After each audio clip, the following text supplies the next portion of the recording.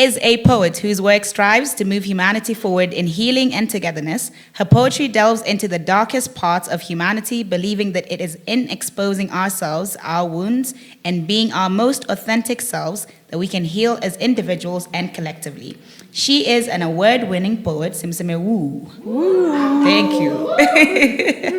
Soon to be published, Simseme Woo again. Recently claiming the title of Slam Queen Kenya 2024.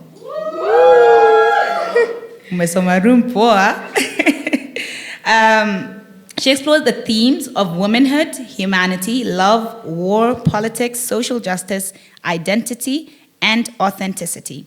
Writing has always been her refuge, a way to make peace with the complexities of the world and envision a brighter future for us all. Greatly influenced by women and indigenous poets, Scar poetry, I say Scar poetry, yeah? Mejua at Nigani, and then hapo Instagram at Scar poetry, Scar_poetry. I lost my point. Yeah, hopes to inspire readers to embrace their authentic selves and cultivate compassion for each other. She hopes her poetry inspires a greater sense of care for one another and serves as a reminder of our shared humanity. She has just launched her YouTube channel, and again, Mushike, at Scar and Her Poetry. That's very simple. Where she hopes to share her journey as a poet and in life. Scar Poetry hopes to be remembered as someone who spoke up for the voiceless and worked to remind us the duty we owe to each other and to humanity. Welcome. Thank you. It's great to have you here. It's great to be here. I've seen you slam before, and you're a very, very powerful poet. Thank you. And extremely passionate as well. Whatever you say, it's really from your heart. It's not to get a bar out there. It's not to get a reaction. It's even though I feel, bro. And I can show even I feel. Yeah. Yeah? So I love that. And it's an honor to have you here and to speak to you. But I would also let you introduce yourself. Well, I think my introduction really does say the things that I would like to say, especially about my poetry. But other than that, I'm just a fun-loving hippie girl who's in love with the world and, in love with my community, in love with the people around me, and constantly trying to make the world better for myself, for those I love, and for everyone existing in this universe at the same time as me. Beautiful. I think I've seen you slam twice. The first was here. No, I think both were here. No. The first was here. It was in the auditorium. And the second was not slam, but perform. Was a slam. The second was in the garden, I believe. Okay. Yeah? So coming from the women's slam and winning the women's slam, how has that experience been for you? It was honestly wonderful. It was, I like to say, for me, it felt like a full circle moment. So I slammed, women's slam twice. The first year I became second position, and then the second year is now 2024 where I won. Yeah. And so even to be on the stage and be handed the crown by Winnie Maduro, who was the previous winner the year before, it felt full circle for me. It felt like something that eventually I would have achieved. It was just, it was there finally. And then also the winner before that, she's one of my closest, most intimate friends. And so it just, I don't know, it felt like it's something that had always been within my reach and that had now finally just come full circle. So your homies are just poets? Most of them, they're either poet, musicians, artists. I'm gifted in that way to have a community of healers, artists, Okay, where I was leading to this is, can I be your homie too? Can I be your homie too? That's where we were leading to. We can be homies. Okay, so you are a very confident person. You really know yourself, and that's what you give off. Has that always been you, or was there a point where that became you? Was it like a conscious choice, or has that always been you?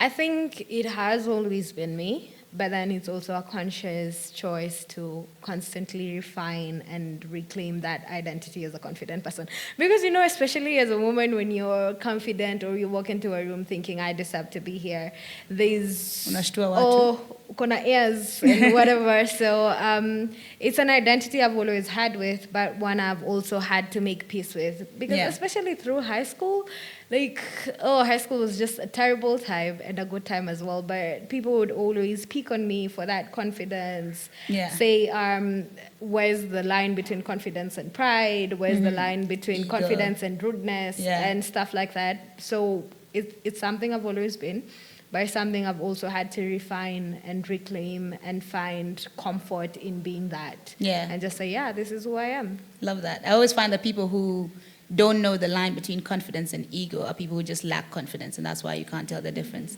Because if you can tell it, you recognize it in someone else, just like you're just a confident person, right? Your performance went viral. Right? Which one? Your slam. The first one, your slam performance went viral. Yes, it did. I don't know. You seem quite young to me. I don't know how old you are. I'm 26 this Saturday, guys. I actually thought you were younger than that, but happy birthday. Everybody does. Happy birthday. I thought you were younger than that, which it's still okay to ask this question. But then again, I think for you, you're somebody who knows yourself. So just because you've got a certain reach, I don't think that really alters you. But how was that for you? How did you feel with that? And did it create any type of worry of, say, losing yourself and a pressure maybe to create now what you weren't creating before for people or whatever it is, or to achieve the same virality again and again? Tell us about that. First, when it happened, I felt so reassured and sane. When it happened, the first poem that went viral was the poem about Congo, Palestine, and Sudan.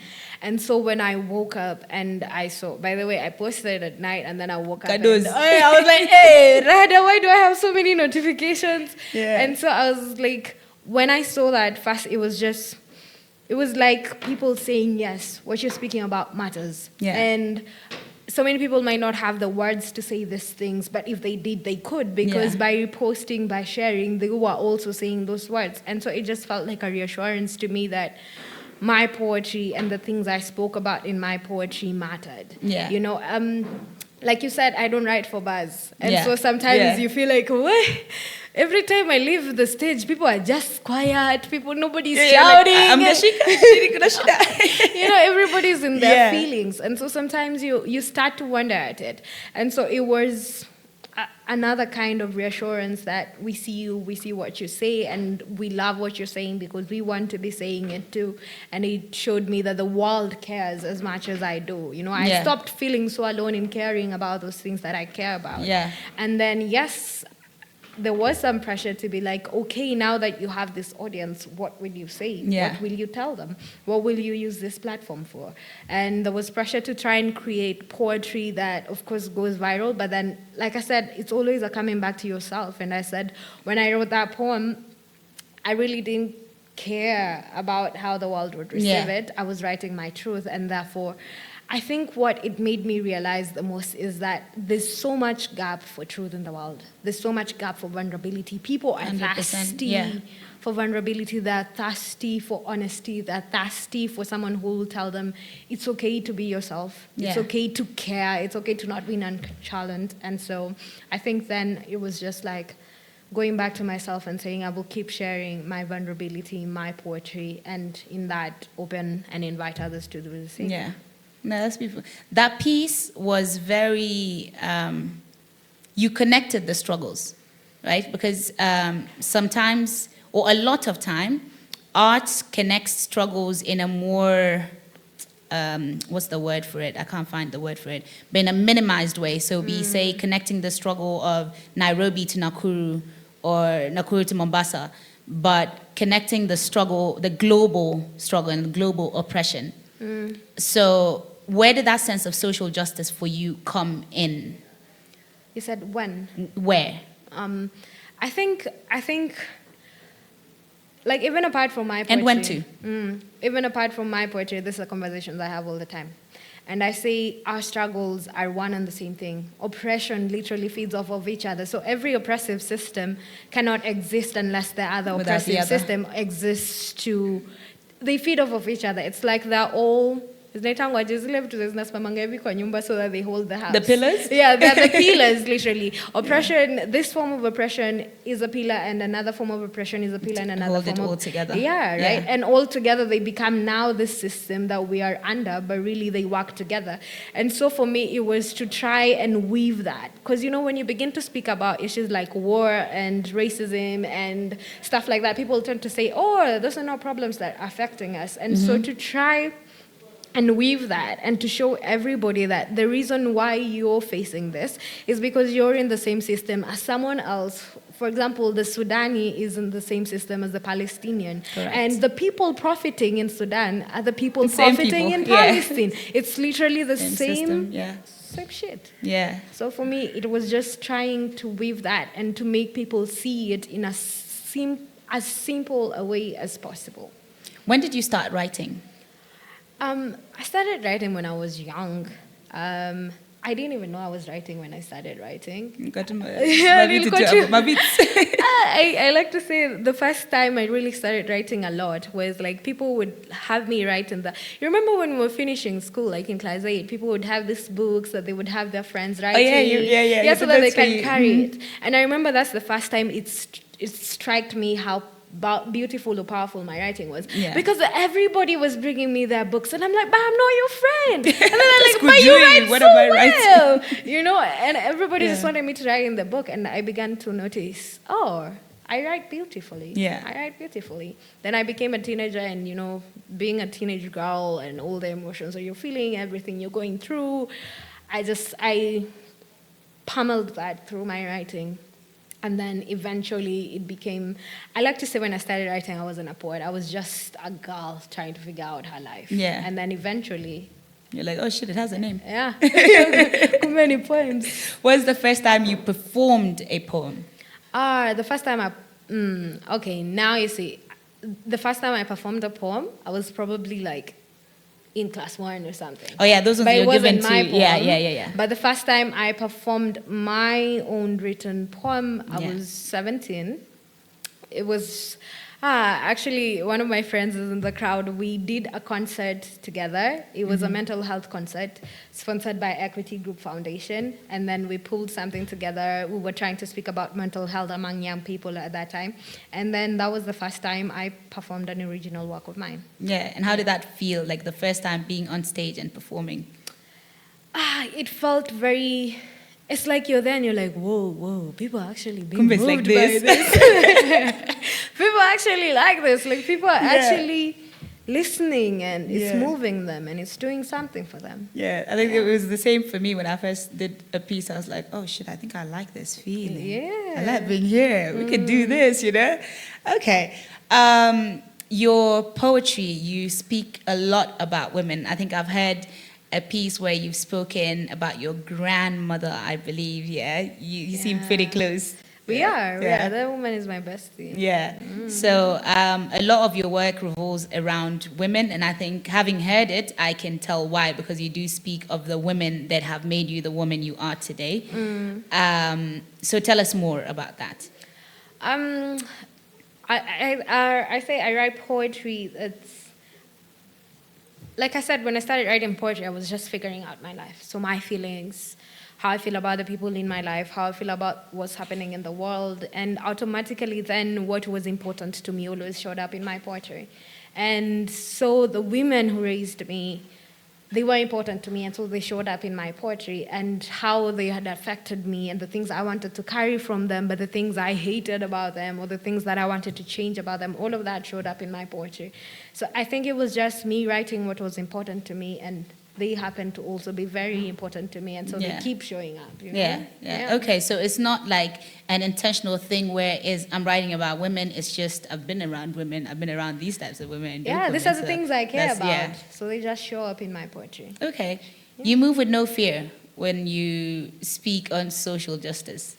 So it doesn't matter who hears it. I'm here to say what I'm here to say. being in Kenya and being like that is very dangerous territory. People just be disappearing left, right, center. Mwingine anachukuliwa, never comes back, you know. Do you ever have that fear? Always. Yeah. Always. What? Economy ni rough. Tough, man. I think that it goes back even to that time that we were protesting. Every time the people were on the street, like the reason we ran away from the police, like ukiona police wakikam, you're running away, is because you're afraid. You know, you don't want to get carried, you don't want to end up in the cell, you don't want to end up worse. So the fear is always there. But again, what I know about the system is that the system kills you anyway. The system kills you, and it's funny because I literally posted a poem about this today. So, and in that poem I say, you ask us, like, are we not afraid? But the truth is, we are afraid. We are afraid. But all the system can threaten me with, guy, and don't come for me, is death. I want to live. Right? But in so many ways, the system is killing you anyway. Because the system either kills you through a bullet or it kills you through a broken healthcare system. Either way, you're dying. Yeah. The system... like, even if it's not actively pointing a gun at your face, the system, by being broken, by being corrupt, by the way it continues to exist, by oppressing us, by design, it's a system that's killing you. So really, what are you threatening me with? You're going to do this thing, whether you do it today or you do it over the course of my life. Yeah, it's still happening. So I might have a chance at least of changing the course of my life if I get to live. At least I tried a little something before I die. That makes sense. That makes a lot of sense. Yeah. So, wasa kirudi June, uko outside bado? June? July next month. I hope we don't have to, but if we must. See me, I'll be your friend by then. We can be sisters in arms. Yeah. To support it. Yeah. So, slamming with women. As well, since you do have a lot of your work that speaks about women, the women that have been in your life or around your life or all of that. How was it having a slam with women? I was a bit envious of you guys because I don't think when I was slamming there was a women's slam. I think it was just slam, right? Yeah. Yeah, so there was no women's slam. So I never had a chance to just slam with women. And I was just there like, oh, this is dope. I like it. How was that feeling for you? Man, it was very beautiful. Like, I always feel like, and I would say honestly, it's the same even with slamming at slam itself. Yeah. Like, natokanga kwa nyumba nikijiuliza, guy, hao watu wanakuja kuperform nini? Because you just know that it's gonna be gems dropped. Yeah. Like, even if I was just there as the audience, I'd be content. Because people bring their soul, their art, their life there, and you're just like, yes. It's a beautiful experience to also just have a platform that's specifically for women. Yeah. Because also then they tell their stories authentically. Yeah. You know, I think the thing as slam is sometimes you're trying to be like, okay, but what will win? You know, what poem will be the most slammable poem or something like that. But then with slam poetry, especially for women, I feel the women can come more as themselves, as maybe more vulnerable, tell the stories that they want to tell about women, by women. Yeah. I was pretty impressed, like when the whole lineup was just like crazy. Yeah. One after the other, I was like, who the hell is going to win this thing even? But now back to slamming, right? So you were talking about like picking your piece, you know? Like, do you ever, let's say you're going in, if you're not going in one of the first people, first two, first three people, do you ever sit there and then you see whatever pieces have been performed, you're like, I need to change this other piece of mine. But you didn't do that one. Does that ever happen? No, not really. I think the way I have approached slam over the years is like, it's a platform. And so for me, it's always been, what's sitting on my heart right now? Yeah. This is a platform. What's sitting on my heart right now that I want to say? So regardless of what the other poets perform, how beautiful their pieces are, this is a platform, and I have something I came to say, something that's heavy on my heart, and so that's what I will share. Yeah. Yeah. Is Mufasa your homie? No, he's not. Do you know we DM a little, but no, because like at the first time I heard you, I was like, I am literally not in terms of the art you perform, so it's not comparison of the art, but it's the voices. I could just hear Mufasa. I was just like, yo, where's Mufasa? I'm looking at stage. I'm like, no way. Like, do you get that? Have you ever got that before? No, I've got Do you it guys today. do you guys hear it? I don't know if anyone hears. But yeah, there's like the tone of your voice is very similar to Mufasa's, which is interesting. I think maybe it's because we draw inspiration from the same people. I have had him speak about Rudy Francisco, and Rudy was also one of the first poets that I discovered Same online. here, yeah. So maybe that's like we were drawing from the same person, and then. Well, it's not even your style more. It's just literally the tone of your voice. Like I just hear Mufasa, like, oh my god. Okay, so. Rudy Francisco, right? We were talking about this earlier with Dominion. I think there was a gentleman who spoke earlier, and he said how he watches a lot of poetry from, American artists or US-based poets and UK-based poets. And I thought about that because for me, those are the people I watched a lot as well. But I come to realize it's because we're not creating, like we're not content creating. So if I want to hear Scar, most of the times it would be come to Physical, a show, right? Come to a show. Otherwise, you don't see that person. And then in terms of our quality as well, we're not producing the same type of quality. And it's not quality in terms of what we write, but quality in terms of production, right? I feel you. And it's not because we don't have it. We do have those people, but we lack collaboration as Africans, right? So is that something you're exploring, like collaborating more with videographers and these people to really put your work out there and, the quality it deserves? Yes, it is. Yeah. Yes, it is. I think I have been going into the studio on and off like since last year. Yeah. Yeah, because for my socials, I mostly used to record myself. And then at some point I was like, okay, but how can I take this to the next level? So yes, I have been exploring that a lot, even just having them capture the performances like in physical, and then now I also upload them online so that people can see that. I do that a lot. No, that's dope. That's dope. I think we need to do a lot more of that because we need to present ourselves. Like just your piece that went viral, it's because it was out there, right? People didn't know, oh shit, Kenya has this poetry like that. But then you hear this person, everyone's like, where's she from? Where's she from? And then all the Kenyans are gathered there from Kenya, just so you know. So we do need to put a lot more of that. Are you we asked this question earlier, are you a disciplined poet? Do you put time into your craft? I was in the crowd when you were asking that, and I was like, hey, come to an 2 poems a day. It's not me. I think I write when the inspiration comes. But lately, the form of discipline that I have adopted is writing when the inspiration comes. Yeah. Because, as poets, sometimes the poem comes, but you're like, actually, I'll write it later. I'll find it later. Yeah, I'll find it later. Later, you'll never find it again. It's gone. You forget the lines, right? And so that's the form of discipline that I would say I have adopted. Like when the poem comes, even if it's just the lines, I write them down. Put them down. Even if it's 4 words, I write them down. Even if it's something that I think is ridiculous, I write it down. Yeah. And I'll go through it later and just see what to do with it. And if I do nothing with it, well, then at least I've gained the practice of writing when the poem comes. Yeah. Nah. So how's your writing process? Like from start to finish of a piece? Do you do it in one sitting, or is it just dependent on the piece really? But then when you are writing a piece, what's the process you go through? Do you go through it, say, line by line, or do you just say, I'll put down whatever ideas and then I'll come back and go through it? I don't even write through ideas, honestly.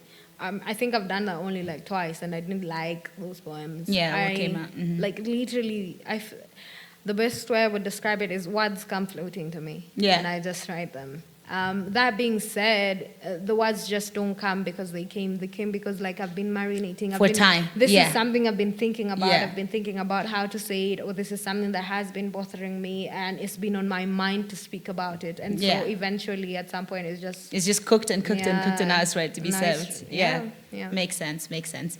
How do you guys, and by you guys, just poets like you who you cram your pieces, not even cram, you internalize. Someone told me cramming is not a good word. Internalize your pieces, and you just seem to have 10 million pieces in your head that you have right there, which is weird because I have a whole music catalog in my head, and I can, bar to bar, whichever song it is. But with my own pieces, I have a big struggle with that. So after you've written your piece, do you go through it to internalize it and get it in your head? Or is it when you're performing that piece that you do that? How do you go about that?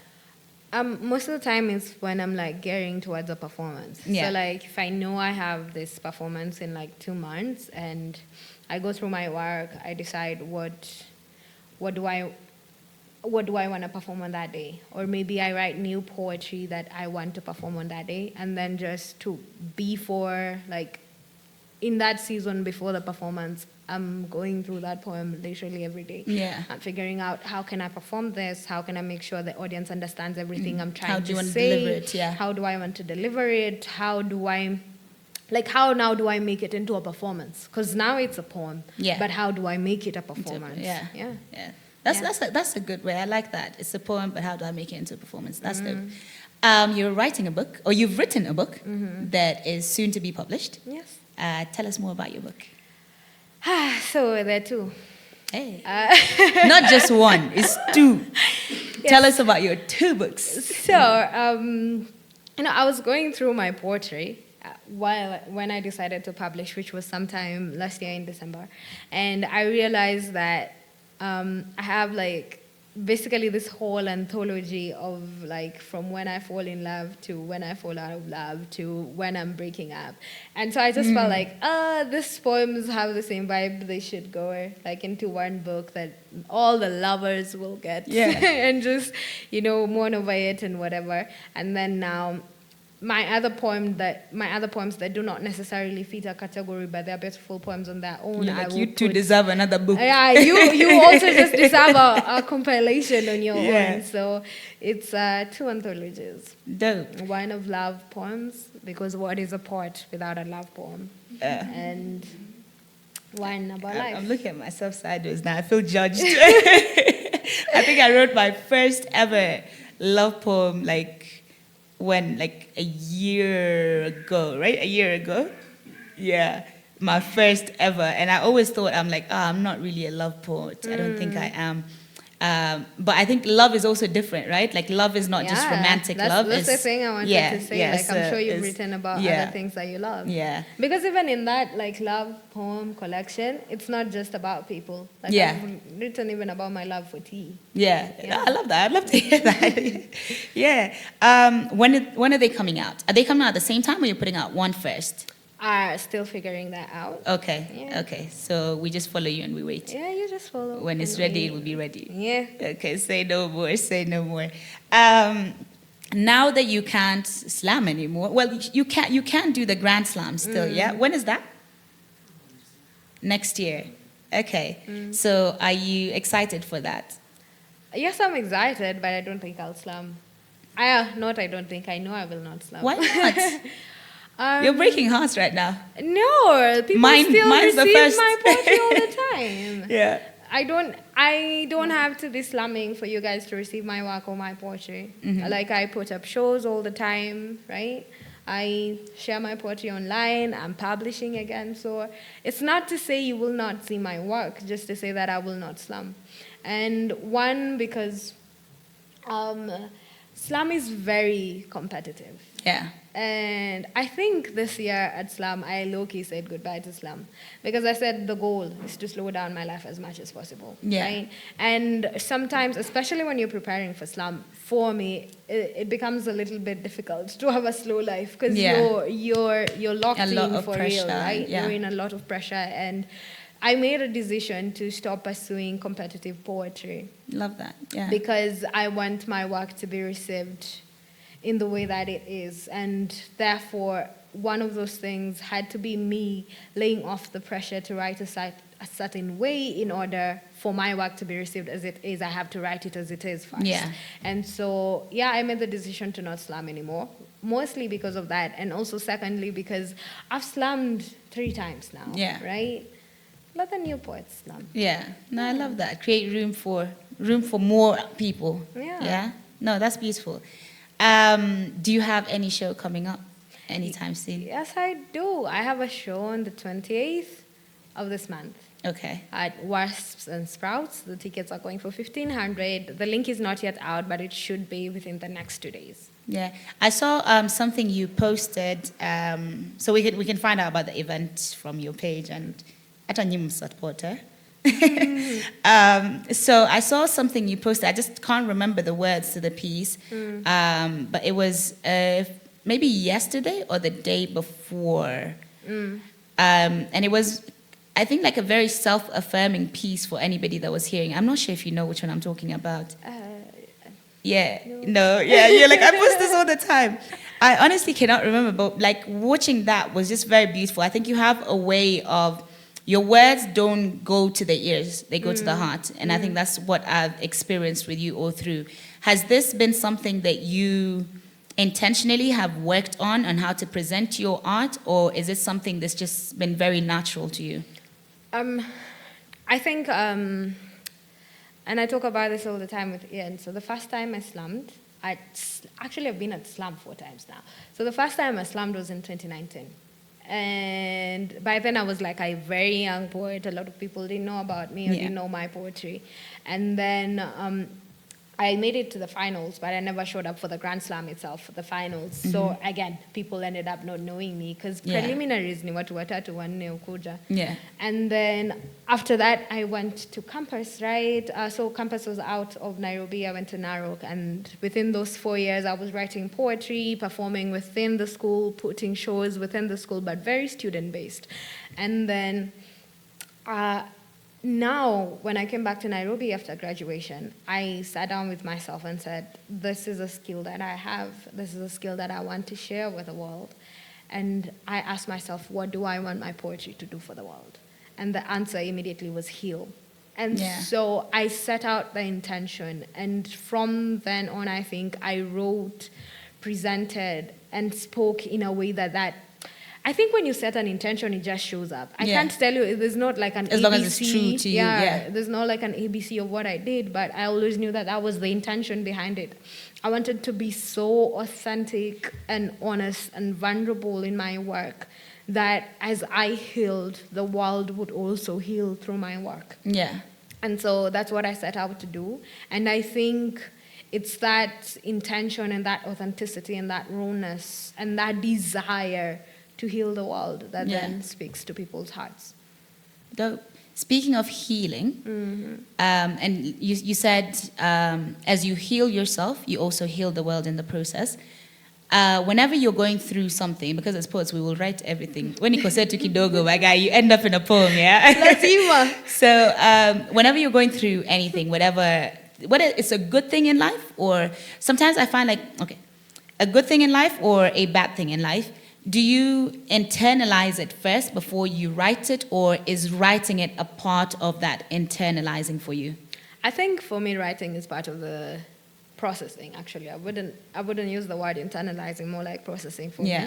So I think for me, the writing is part of the processing. But that being said, it doesn't have I always write through the process. Sometimes I've already gone through the process, then I write at the end, or I'm still in the process or at a different stage of the process. But my poetry is with me throughout my life, whether I'm at the beginning of grieving or at the end of grieving, whether I'm the beginning of joy or in the middle of joy, regardless of where I am, my poetry will be there with me. Yeah. Whenever you write, is it say you witness something today and you say, you know what, I want to write about this thing that I've witnessed, or is it your poetry kind of comes to you where you don't know where the pen will stop? It just... Yeah. My poetry comes to me and I don't know when the poem will stop, when the pen will stop. But sometimes the pen stops and I have this feeling no, this poem is now complete. There's something. So I read that poem from the beginning, and then when I come to where I had stopped writing, the words now begin to flow. It continues, again. Okay, Dave. There's a project you're a part of, I forget the name, with the menstrual cups. Yeah, could you cup? Yes. Tell us more about that. So me personally, I've never used them. Oh, I should have come with some then. You should. Yeah. I'll start walking with 2 in my bag. First of all, women to women, do you think they're much better than tampons or... I don't even remember pads anymore because I stopped using those things a long time ago. Yeah, are they actually much better? And tell us more about that. Did you just say yes? They're better than tampons. Oh, Yeah. okay. You're disappointed? Yeah. No. Like you should have I said just yes. wanted to know because I never used the tampon, so I don't know. But Okay. I don't know from personal experience. But from like the research and stuff that we conduct, the main difference between a tampon and a cup is that when a tampon fills, it bulges, and so you can feel that, or maybe the uncomfort. At least, again, from what the women tell me, Yeah. you can feel that process, right? And the fact that it's like cotton, so it's maybe uncomfortable, especially the removing. Sometimes the inserting can also be uncomfortable if like you're on a, is it like lesser flow day? Yeah. So that's what I hear. That being said, I will say 100% cups are like the best menstrual product I have used. Yeah. Because the first time I used a cup, I was like, oh, I don't hate being on my periods. I just hate using the fucking pads. I just hate using the pads. Yeah, pads are a bit too much. They're messy. But you see, like, I think 80% of the population uses pads. Yeah. Yeah, right? And so, like, why is the biggest percentage of the population of menstruators using the most uncomfortable menstruation product? And it's also more expensive, is it not? Like, because you're buying because you're constantly buying it. Yeah. Again, capitalism. Yep. Because you're constantly buying it every other time, every other month. So it's the most expensive, it's the most harmful, it's the most uncomfortable, and yet it's the most used, and it just didn't make sense for me. So when Could You Cup approached me for that partnership, I was like, yes, immediately. Yeah. And then for me, when I use them, I swear, I wouldn't go as far as to say I love my periods now, but I would say they don't make me as uncomfortable. You're friendly now. You're friendly. Yeah, it doesn't. Like sometimes I even forget I'm on my period. You know? It's not this. It stopped being this week where I have to grieve and I have to have bad moods because I'm constantly thinking about changing the pads and stuff like that. It's one more thing that I get to do. You know. Yeah. It stopped being a thing. Yeah, and I think that's a beautiful gift, because if I'm gonna menstruate for like the next 20, 30 years, it shouldn't have to be a big deal every time I menstruate. So I really love them, honestly. I'm gonna try it next time. Yes, a few weeks from now. Yeah. Oh. Girl, try it. Okay, please so let's then if I would, one more thing about the cup is, I don't know if it's the same with tampons, but the cup really allows you to interact with your body. Because, you literally have to learn how to insert it and insert it correctly. So the cup allows you to interact with your body. And I find in that process there's so much freedom and knowledge and learning. The vagina stops becoming... What's that word they used to call vaginas when we were little? Or when you're big... the vagina once stops becoming kasusu, it stops becoming down there, it stops being this. For you, it rewires you how you think about your reproductive system and how you interact with it. Because you're literally, it's not you're just putting pads on your panty and wearing it. You're literally having to interact with that part of yourself. You're having to interact with your vagina. You're having to feel it. You're having to know when is the cup full? How do I empty it? You're having to remove to empty, then reinsert. You're constantly interacting with your vagina. You're learning, like, oh my God, truly, it's a spiritual process. Kuna watu hapa wanasikia vagina wanasensa kwa kichwa wanasema no susu. Okay, so you said again capitalism, right? So let's link that to capitalism. At what point did you become at what point did you become conscious of the linking of everything you see, the realities, to capitalism? Oh my God, I think it was when I was in high school. Yeah, and all of this, I think most of these things came before my poetry, and then my poetry became a way of expressing those thoughts. Yeah, those things and those thoughts, and trying to show the world, hey guys, look, see a web. It was through literature, I would say. It was through reading, through poetry again, because like I would listen. When I was in high school and I was listening to Kinarudi, I'm like, these people are literally complaining about the same shit. We're all complaining about the same shit. It was I would say mostly it was through literature and through poetry, because I would find that poets across the world, literature people across the world were saying the same thing in their art. They were saying the same things in their books. They were saying the same things in their poetry. And so now I began to see, so this whole time it's been capitalism. Yeah, we know who the boogeyman is. Yeah, we do. Yeah. If there was the ideal system for you, what would an ideal system look like? I don't have a word for it yet. But the ideal system for me is a system where we all remember we're human and we all dignify each other's humanity. You don't have to agree with it. It's like tangent, but one of the things I struggled with a lot is the tribalism in Kenya.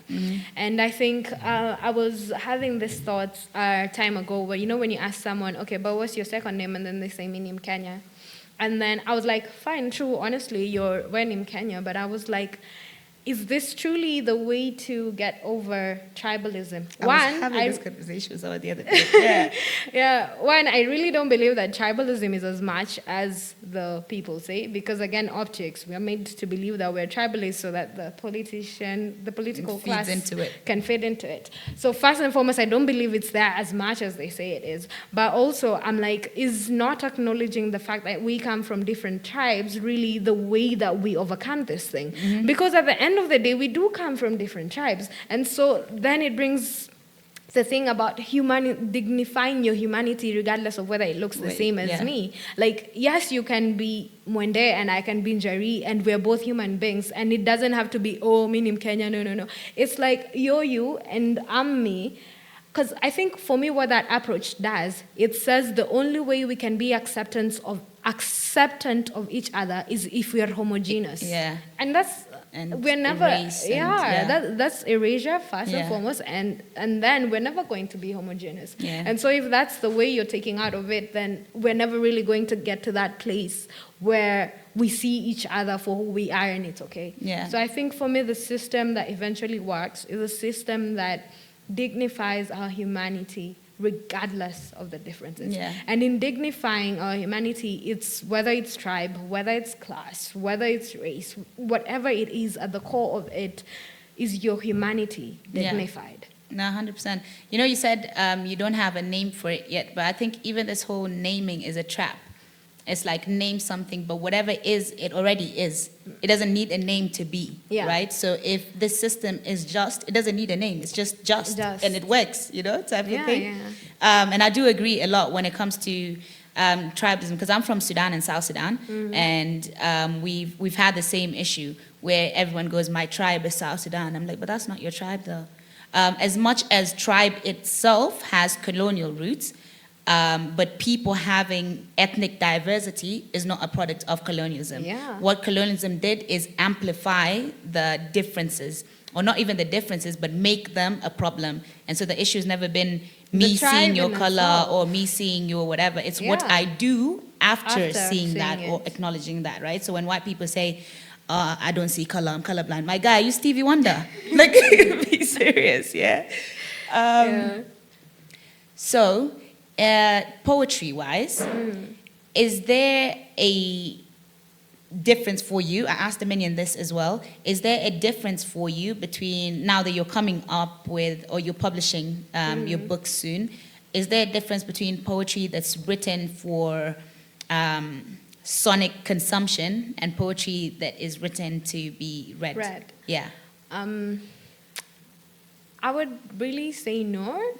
I think, I don't know why, but it's like when I'm writing, there's a voice in my head. And so when I'm performing, I perform with the voice that I was writing that poem with. Just for the way to explain it. So for me, no, not really. Like all of my poems are poems I wrote before I ever performed them.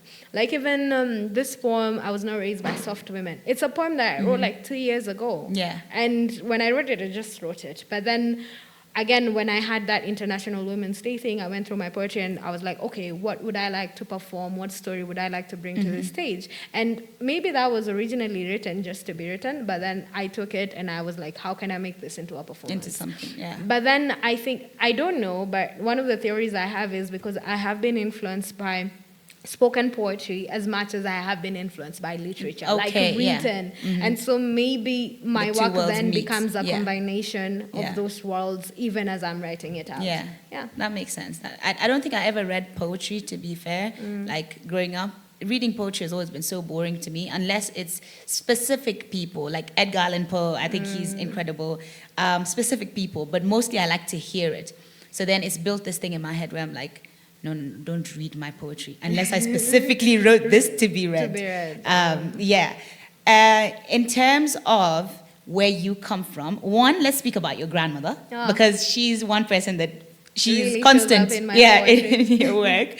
So let's speak about your grandmother. Were you raised by your grandmother? Yes, I was. I was raised by her, like, I think the first like 10th. Well, I wasn't really raised by her, but I was raised by her and my mom. So like she was, the way she was present all the time. It was like they did this reverse Uno where my mom was like the bad cop? the provider. And then my mom she was the like stay-at-home mother. And then my grandmother was the stay-at-home mom. So So are you Maasai? No, I am not. Are you not? Because you said you were in uni in Narok. You said that. Yes. So I was like, okay, maybe she's Maasai, because I've never been able to place you anywhere. Like I'm always like, when you said reading people's names and then you literally forgot. You actually forgot. Oh yeah. Because you read my name. You're right. Yes. You actually forgot. So you're Kikuyu. Okay, Yes, I figured it am. now. Too late, Yes, man. Yes, wow. Okay. I don't know what. And then in my head this whole time when you said Narok, I'm looking at you. I'm like, it makes sense that she's Maasai. Yeah. It kind of makes sense. I built a whole I've image. had those allegations before for what it's worth. People have said I'm either Samburu or Maasai. Yeah. So it's around the Nilotic tribe. Yeah, you do fit a Maasai frame. How? I don't know. You look Maasai. It makes sense. I mean, So in my head it will stick now. But then also Kikuyu makes sense as well. Makes sense I think it's one of those when you say wherever you're from, it just makes sense. Like, I can see it. I'm curious. You said you couldn't place me anywhere. Yeah, I couldn't place you anywhere because I'm always curious and I put like stories to people type of thing. So I look at someone, I'm like, okay, they look like they're from South Sudan or they look like they're from here. So in South Sudan as well, I try to place people. I'm like, okay, and I always get it wrong. That's the thing. For the longest time, I didn't know that Equatorians, so Equatorians are a group of people in South Sudan, and I didn't know that Equatorians have like tall, dark ones, like how the Dinka do. And so anytime I saw a tall, dark person, I was like, okay, they're either Dinka, Nuer, Shilluk, da. And then I only found out recently from friends that I've known for so long that they were not the tribe I thought they were the whole time. So I'm like, shit, you people also have the tall people like that. I didn't know. So I'm always just playing this like an identity game in my head that I do with people. Did you grow up in Nairobi? Partly, yes. But I was a nomad growing up, so I grew up everywhere. So you moved around quite a bit? A lot. Not quite a bit, a lot. Yeah. Grew a lot. There's this time I went to... gypsies, Ama? I don't know. There's this time I went to a school for literally 2 weeks, bro. And then the worst part is, it was in like a very remote area in Kirinyaga. It's called Kendangai. And so I had to shave my hair to go to that school. And for then 2 weeks? I went to the school for 2 weeks. I'm still mad at my people because... Wait, so what happened? What happened that you went there? Know. Like, now we're back? Like, I think maybe they got tired of the rural life. I don't know. They were like 2 weeks. 2 weeks too much. They were like, no, this is not we can't do this for 10. This is not it, yeah. So do you think that's that movement is also what has allowed you to somehow have this way of connecting struggle from Kenya to Sudan to Palestine? I've never thought about it, but as you say, yes. Yeah. Like in terms of the connecting different places, because I've been in very many different places, and then yet they're all the same. Yeah, you see everything. You see everything, and then you see the same. But the thing that the travel did the most for me was make me very accepting and very empathetic of different people. Because I was never in one setting for too long. So Yeah. I was always aware that just because I'm in this setting doesn't mean it's the correct setting. Yeah, Or it's just another or setting. It's the setting. Yeah. It was just, okay, I'm here for 2 weeks. I'll be somewhere in a different setting with different people, different type for 2 weeks. And I think it's also why people can please me a lot. Yeah. Because also There's a merging of so there's much. a merging Yeah. of everything. Yeah. My favorite Yeah. food is ugali. A lot Yeah. of people don't even like ugali. Yeah. Yeah. I mean, they don't even eat fish. Like, so it's just, It's the Lua side of you. yeah, that's the lower side of me coming up. Yeah. And then also, like, the people who raised me also moved a little. Like, I think I've moved the most, but also the people who raised me moved a lot. And so, like, they also had influences from all over. My grandmother, her dad was Tanzanian. And so, like, there's always been nomadism and in the family. Yeah. And there's been a mix of very different cultures in the family as well, because we have, like, a Muslim side of the family, we have a Kikuyu side of the family, we Yeah. have a what side of the family. Yeah. And so I think the thing that it allowed me is to see humans as humans, like to see different people, different places, and still see that all of them are human. And I think I carry that a lot in my poetry. No, I have a friend who he always says how for me I don't have a problem being a refugee, my guy. If I wasn't a refugee, I would have seen what I've seen, you know. So Wow. yeah, your experiences always shape a lot of sort of, you know, How the you see person the you world. become and how you view the world and all of that. You seem like a very grounded person. I'm going to say you are as if I know you from day one, but you seem like a very grounded person, and there's a sense of peace that you just give out. Aw, Genuinely, like it's thank just you. very calm and what's the word for it? There's a word for it that I can't find right now, but there's this stillness you're in. Even when you're on stage, there's still a stillness to you. Do you follow any religion? You know, when I was in Ghana, I was asked if I'm a Christian twice, and I said no. And before I said it, I hadn't known that I had arrived to that place of saying no, I'm not a Christian. I was like, imebakia to the third time. Is this the third time? Maybe it is, I don't know. Again, I have been a Christian, and I wouldn't say I'm not a Christian, but I'm at a place of navigating that and what it means. Like, I always go through these journeys with my faith where I'm fully committed, and then something happens and I'm like, bro, we're beefing. Imeanza kunibo. Hapana, sielewi, kuna vitu hazi make sense. Let me go back to the drawing table and come up with something that makes more sense to me. So, but at this point, I would say I'm half a universalist and half a Christian. However, that what's a margins. universalist? I just believe in the universe and shit. Okay, you know? okay. Because I've never heard that. So I was like, what's that? Yeah, I don't know if it's a thing, but most of the times I find myself saying, you know, when I say like there's this poem I wrote, and I was like, I do not have the energy to exist as human again. Universe, please take note. So that poem, I was writing it to the universe. You know, I was like as this creative force as the universe. The same way a Christian would write it to God, or exactly, or a Muslim exactly. would. Okay. Yeah. And some of my poems I write to God, so I would say like I'm as much Christian as I am a universalist. Yeah. Okay, universalist. That's interesting because I use that a lot. So now I'm like, okay, there's a word for this. Whether you came up with it or it exists, I don't know. I'll give you credit there. I'll go research it first. Like, okay, Scott came up with this. Okay, so we're going to wrap up soon, but I would like you to tell me, is there any particular ideological box that you fit in? You know, say how someone would say, I am a capitalist, or I am a feminist, or I am a socialist, or a communist. I'm definitely a feminist. Yeah? Yeah. Yeah. So that's the one ideological box. That's the one I fit in perfectly. Like, I can't, there's even no wiggle room. I'm comfortable. Yeah, very good in there, yeah? Okay, that's the only one. I don't think Any it's other the only ideological one. boxes? I don't really tend to like figure out I am this, I am this. Yeah. But I think feminist and queer girl. Yeah. Power to being free and being happy yourself. Pride Month. That's it. Oh yeah, somebody did tell me it's Pride Month. They told me there's a lot of events happening. There are. Yeah, and I was like, I would like to come and learn more. You know, I'm always on this side where is live and let live. if you're not doing harm to me or harm to nobody else, then you should be free to exist as you exist. But at some point, I feel like that also is not enough. If you have the opportunity to learn more and understand more, then why not? Okay, so we are going to be closing off soon, but let's just see if the audience have any questions. You're always ready, yeah? You're always ready.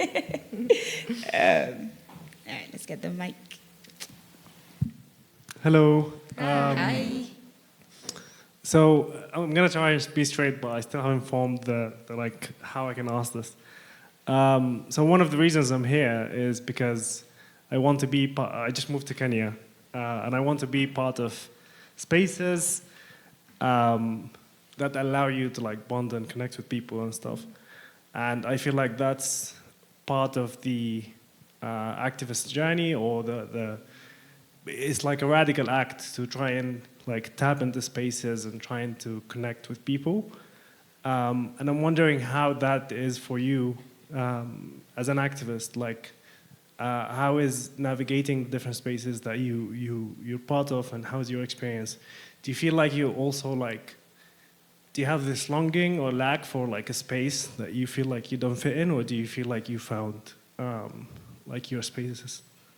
I think different seasons feel different. For the longest time, I used to feel like the conversations I have are like weird conversations. You know, like conversation about capitalism, communism, blah, blah, blah. Yeah. You know, nobody wants to talk And you about realize that you're the wrong shit. people. It's just the wrong people. Yeah, and then I think what I felt last year with the protests is all around me, I felt like the world is waking up. The world is waking up. For sure. I felt like all these things that have always mattered to me are finally mattering to people To as other well. people, yeah. So it's always, different seasons have different feelings. You don't always fit. Sometimes you fit. But then that's the thing I've learned to do, I think, with the stillness that you're pointing out. I have learned to be my space and therefore belong anywhere I go, because in me is a space for me, right? And so to show up as yourself, because sometimes you realize you will be the one coming with a new idea. And of course, it's not going to fit anywhere. But eventually, if you speak about that new idea long enough, there are people who have those feelings that you will then create a community for in that process. And so I've learned the place where I feel most at home is myself. I've learned to view ni kama hapa hivi kuna tuka space hivi. Nani yangu? Okay.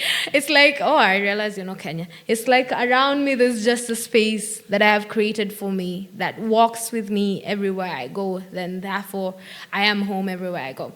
It's not always the case. Sometimes I'm very uncomfortable. But again, vulnerability is not easy. Authenticity is not easy. Just as you said, it's a radical act. So being radical will always cost you comfort. And you have to be okay with that.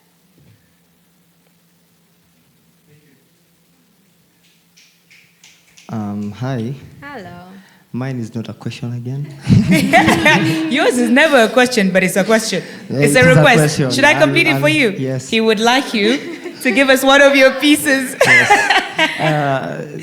The one that you posted today, maybe, about the system. The one that I Yeah, posted about the system. It's Okay. a very short poem.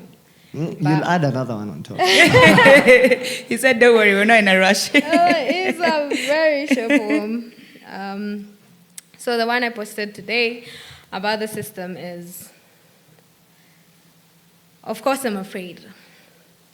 I could easily be the next person to go missing. The next person to be found dead in a police station. Of course I'm afraid of staying quiet, of not staying quiet. I speak up, I die. I stay quiet, I die. Because this fucking system, it kills you anyway. Through the bullet, the taxes, it kills you anyway. Through the gun or a broken healthcare system, it kills you anyway. So of course, I'm afraid. But they're still killing me anyway. Yeah. I think that's proof how a poem doesn't need to be long for a message to get there. Yeah. Yeah, because that's a truly. very powerful piece. It is. You have a question? Yes, I Oh, yeah, do. yeah, hold the mic, sorry. Continue. So You spoke about you being a nomad, and I'm also a nomad. I moved around a lot, quite a lot actually. And with that moving a lot, there were positives with it and there was negatives with it. So could you please tell me what was your best part of being a nomad and what was the worst part of being a nomad? I don't think I've sat with it long enough to figure out all the aspects of it and how it affected me. But for me, like the thing I wouldn't say best or worst. I tend not to use those words. But what I loved the most was what I said, that it allowed me to see so many different things and to open my mind to the fact that nothing is ever the right thing. It's just what is in that moment. And then therefore it allowed me to have this openness in receiving people, in receiving things, in experiencing, But the thing that I would say that I don't like about it is that over time I noticed I stopped forming permanent attachments. Because I was always aware that this is a temporary situation. So how then do you form permanent attachments in a situation that at the back of your mind is definitely not permanent, it's temporary. You're not gonna be here in 2 weeks. And so I found that when I look back at my childhood, like as you meet me now, you would think, oh my God, you were so grounded and rooted in your childhood. Bro, I was a floating thing. I was just floating. Like, I don't remember my friends because I don't remember, because I never let them sit that much. Like, I'm sure for this person, like I meet people and they're like, oh, we were together in primary school. I'm like, oh, okay. But I never allowed myself to let them touch me in that way because I knew then I would be moving from this. That being said, once you notice something about yourself that you don't necessarily like, it's your responsibility to change it. Hence why one of the biggest things I do is make community for myself right now. I create community. I have been able, as an adult, to now form permanent, long-lasting friendships, to be present in my community, to show up for people, to allow myself to be fully vulnerable with them. And I think that reflects a lot. So, yeah. No, you're not allowed. Okay, that's my cousin. No, go for it, yeah? Because it's such an interesting conversation. Okay. Just one follow-up question. So how then did you let yourself be vulnerable in connecting with people? How hard was that process? I mean, it's still hard even today. Like, I think people think just because I'm very vulnerable, it's easy. Like, it's still hard. It's still it's still hard. And there's sometimes where I find like I'm going back almost to like my normal patterns. I haven't spoken to my best friend in like 3 days. And I'm like, hey, bro, chill. You need to show up. You need to show up. So it's like it's a constant thing. It is hard. And it's not hard because it's a hard thing in itself. It's hard just because you're rewiring your brain of how it used to show up, and now you're trying to teach your brain to show up in a new way. And so of course it's gonna be difficult because you're learning a new thing. It's like a skill, right? So it's a new emotive skill. So it's gonna take time. But I would say I've become better and better at it the more I do it. It's not necessarily become easier, but I've become like the resistance has gotten less. Or also there's this perspective. I have learned to, like when I feel that resistance, I have learned to see it as there's this thing I saw online.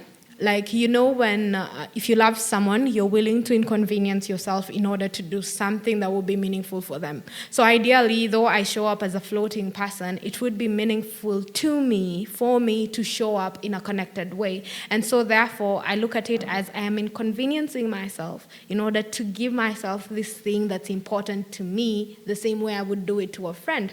Me being in a community that's present and connected is important to me. So therefore, me getting over the discomfort of doing this thing that I wasn't used to doing is me gifting myself that community. It's me allowing myself that inconvenience so that I can also show up for me. Yes.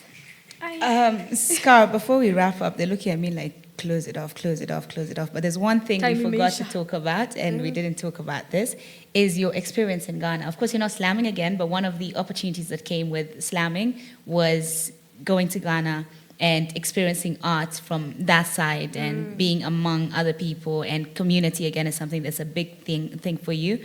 Tell us a bit about the experience in Ghana. It was a very beautiful experience, and it impacted, first and foremost, the theme was of memory and loss. Yeah.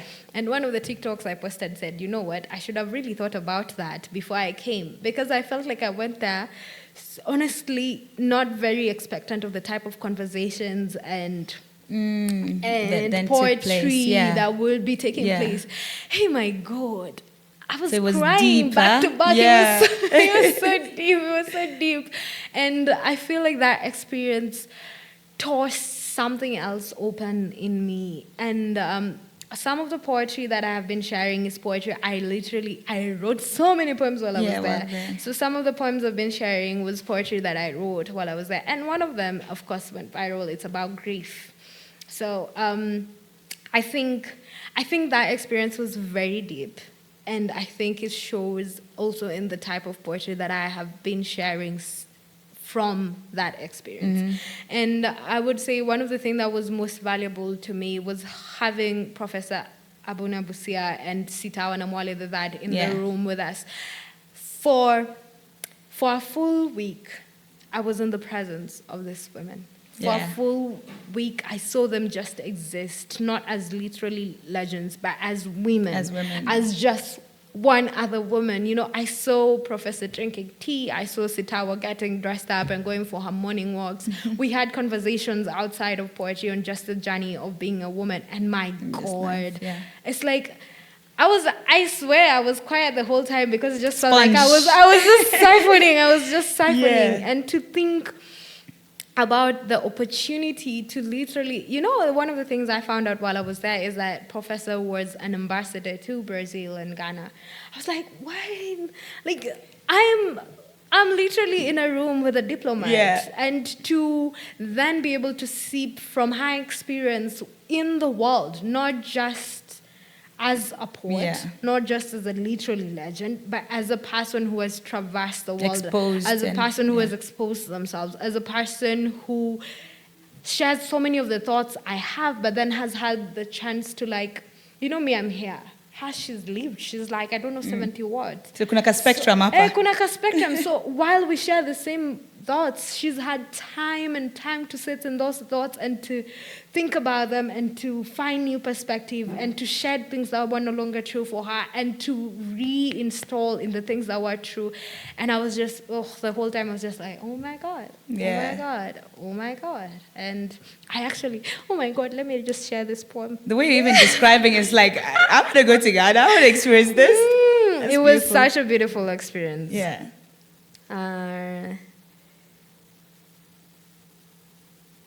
I'm trying to look for it. Okay. Ms. Kasirike, we're locking off. I want to be like this women. I want to have a voice as refined as Professor Abuna's. You listen even when you do not understand the stories, even when you do not know who they're about. You listen and somehow it translates. I want to have Professors Grace and Sitawa's confidence. Women who have refined themselves by going back into themselves and saying, yes, this is who we are. I want to be bold like Sitawa. Say, no, don't call me Beth. I do not use that name. My name is Sitawa Namwale the That. I want to show up casually dressed for dinner, adorned with jewelry collected from the world. I want the richness of stories about Chinua Achebe and the first time you made a play out of poetry. I want to be like this women, who casually talk about the politics of the world dressed in silk derras that have legs, talk about the cities we've been to, the poetry we've listened to, the books we've read, and how they come up in real life. I've always said I wanted to be like my grandmother, but really, I want to be like all our grandmothers. I want Professor's ease and elegance, Sitawa's wisdom and courage, these women of Africa who the world has always stood on. Look at how much they have despite how much they have given. See how they preserve culture like sweet nectar on their tongues. See how they carry the continent without saying a word. I want to be like this, women. Take your careers. Take your corporate ladders. Give me the woman in brass jewelry and a dera with legs. Give me the woman with a fully shaved head and silver jewelry you've never seen before. And probably never will. Give me the women who still want to go to the market, to touch the fabric before they buy it, inhale the scent of the market, haggle a little bit, and walk off with a piece you will never see again, and had not seen its wonder before she picked it out. This here is what I want.